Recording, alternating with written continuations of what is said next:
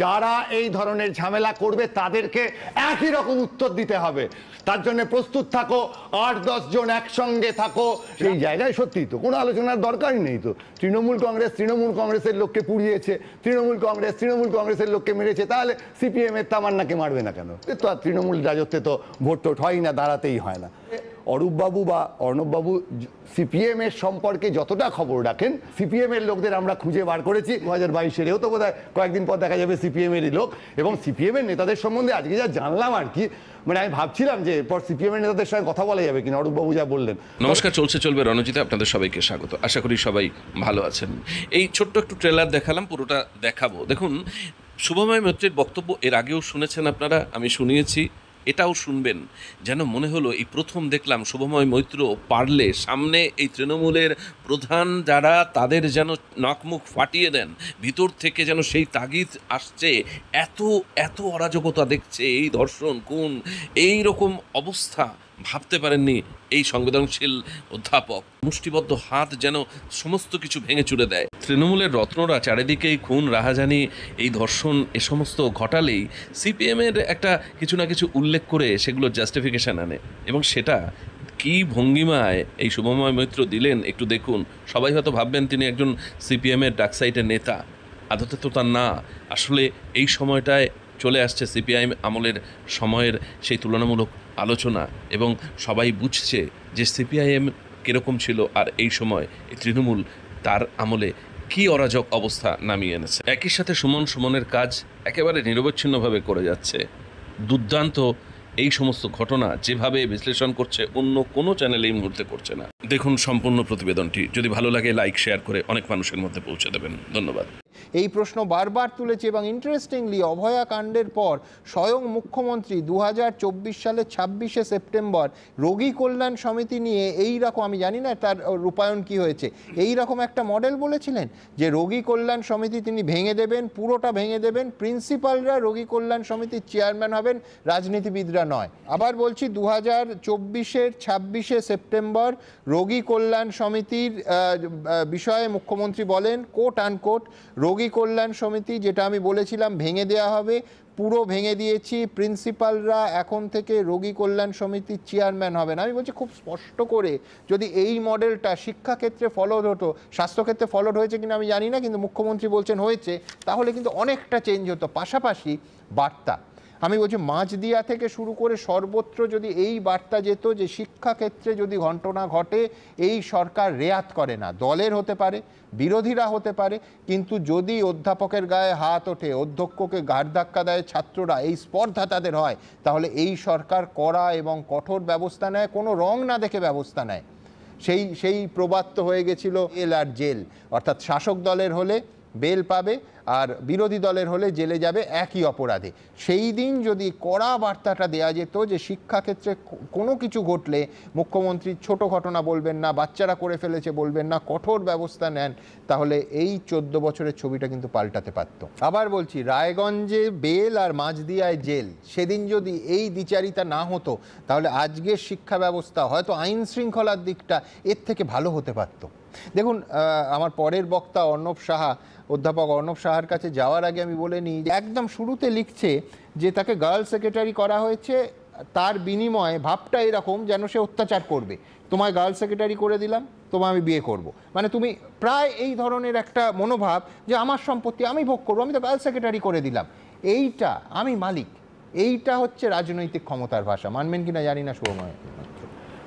রাজনৈতিক ক্ষমতার ভাষা নিয়ে গভীর আলোচনায় যাওয়ার জায়গা আছে সুমনবাবু, এবং তার সঙ্গে আবেগতাড়িত হওয়ার জায়গা আছে, কিন্তু একেবারে চেষ্টা করব এই 3টে মিনিট ব্যবহার করতে, যেখানে আজকে যে ছাত্রছাত্রীরা পরীক্ষা শেষ হয়েছে, সবাই কলেজে যাচ্ছ বাবা মায়েরা, মাথায় রেখো, যখন কলেজে যাবে তখন একটা জিনিস একটু মনে রেখো সকলে, সেটা হচ্ছে যে 8-10 জন একসঙ্গে থাকার চেষ্টা করো প্রথম বর্ষে যারা যাচ্ছ।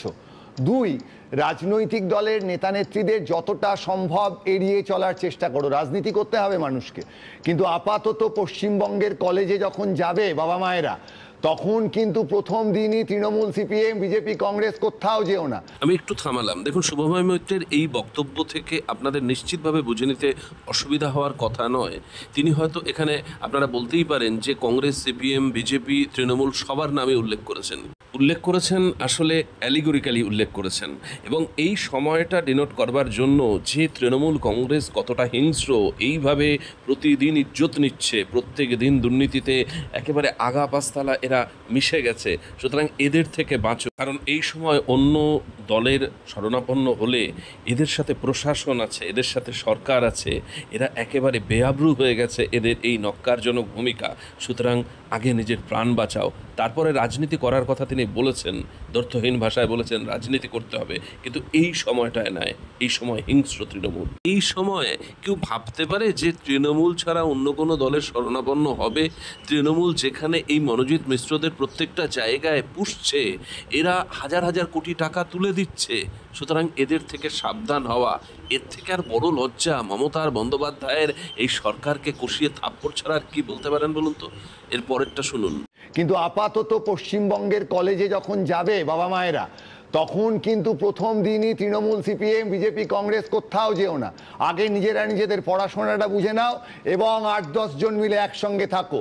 এর আগে একটা র্যাগিং সংক্রান্ত অনুষ্ঠানে বলতে বাধ্য হয়েছিলাম যে যারা এই ধরনের ঝামেলা করবে তাদেরকে একই রকম উত্তর দিতে হবে। সুতরাং তার জন্য একা পারবে না বাবা মায়েরা, তার জন্য প্রস্তুত থাকো। 8-10 জন একসঙ্গে থাকো, রাজনীতি নয়, কলেজ যাচ্ছি পড়াশোনা করতে বাবা মায়েরা, প্রথম বছরে যাচ্ছ বাবা মায়েরা, সাবধানে থেকো। Trinamool, CPM, union, Congress, BJP নয়। বারবার করে পশ্চিমবঙ্গে আমাদের যতগুলো ছেলে মেয়ে, তোমরা যারা কলেজে যাচ্ছ, একটু সাবধানে থেকো বাবা মায়েরা। কলেজে রাজনীতি করবে, রাজনীতি করতে হবে।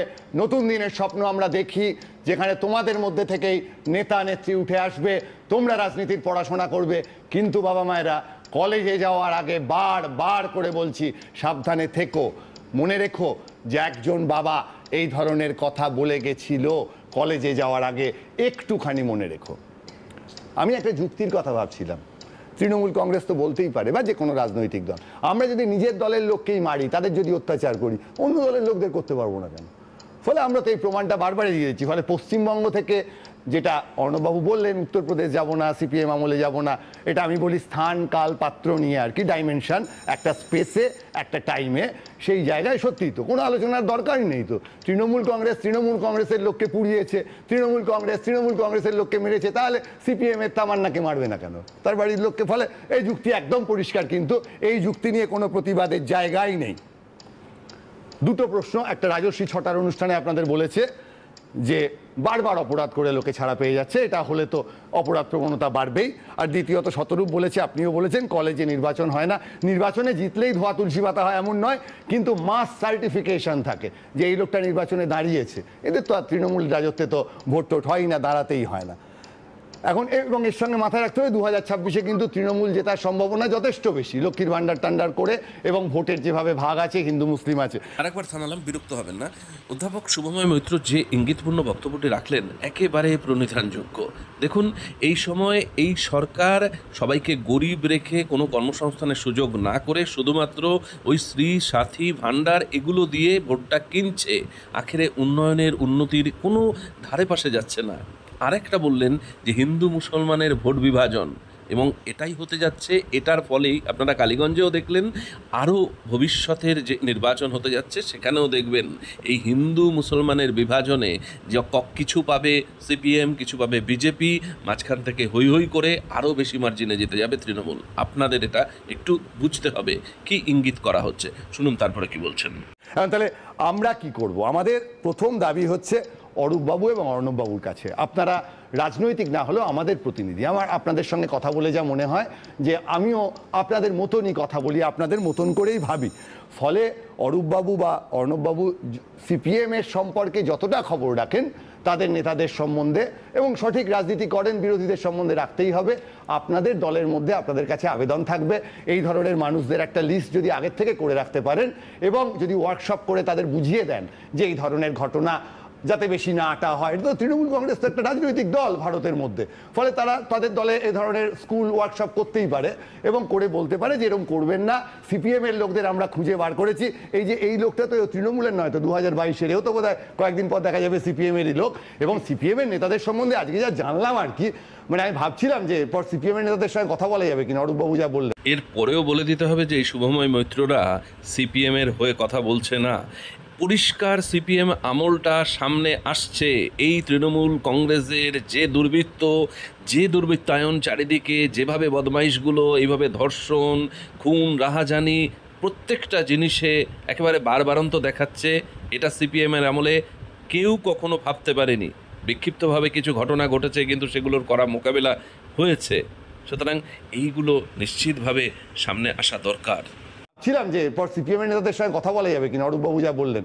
তবে হ্যাঁ, অরূপবাবু এবং অর্ণববাবুকে আমি বিশ্বাস করি। আমি মনে করি তৃণমূল কংগ্রেসের মধ্যে ওরা এই কথাগুলো গিয়ে বলবেন। রাজনৈতিক ক্ষমতা কি অত্যাচারের অনুমতি দেয়? হ্যাঁ দেয়, রাজনৈতিক ক্ষমতা অত্যাচারের অনুমতি দেয়। তো শেষে যেটা একটাই কথা বলে শেষ করবো, সময় অনেকটা বেশি নেওয়া হয়ে গেছে। তোমরা কেবলই করেছো ঋণ, কিছুই করনি শোধ, দেউলে করে দিয়েছো যুগের বৃত্ত, তাই নড়ে না আজ আর রথ, ওই যে পথের বুক জুড়ে পড়ে আছে তার অসার দড়িটা। আমি একটাই কথা বলবো যে কি দুর্ভাগ্য ভাবুন, একজন অধ্যাপক, একজন বাবা, তাকে বলতে হচ্ছে যে বাবা মায়েরা তোমরা যখন কলেজে যাচ্ছ তখন 8-10 জন মিলে থাকবে। আমি বলছি, আমি অন্তত 3টে অভয়ারণ্যে গেছি আফ্রিকার, দক্ষিণ আফ্রিকার। হ্যাঁ, মানে ঠিক এই নির্দেশাবলী ছাপিয়ে গাড়ির গায়ে লেখা থাকে যে গাড়ি থেকে নামবেন না, যদি বাই চান্স নামতে হয় একা নামবেন না, 8-10 জন মিলে নামবেন, তার কারণ ওই বিগ 5-এর আক্রমণের ভয় আছে। আমি বলছি কি ভয়ঙ্কর। কলকাতা শহরে একটি ছাত্র বা ছাত্রী একটা নতুন যুগের স্বপ্ন, তার কেরিয়ারের স্বপ্ন নিয়ে সে শিক্ষা প্রতিষ্ঠানে ভর্তি হচ্ছে। আমি বলছি তাকে বাছবিচার করতে হবে। আচ্ছা, সব বাদ দিন, আমি বলছি এই মুহূর্তে পশ্চিমবঙ্গের যা পরিবেশ, কটা ছেলে মেয়ে আছে বলুন তো যে একদম সরাসরি সংঘাতে গিয়ে ইউনিয়নের দাদা ডাকবে কর্মসূচিতে, মিছিলে, সে যাবে না? সে বলবে না আমি যাব না, আমার বাবা বারণ করে দিয়েছে বা শুভময় কাকু টিভিতে বলেছে, আমি যাব না। আমি বলছি এই পরিবেশ সেই অনুমতি তাকে দেয় না।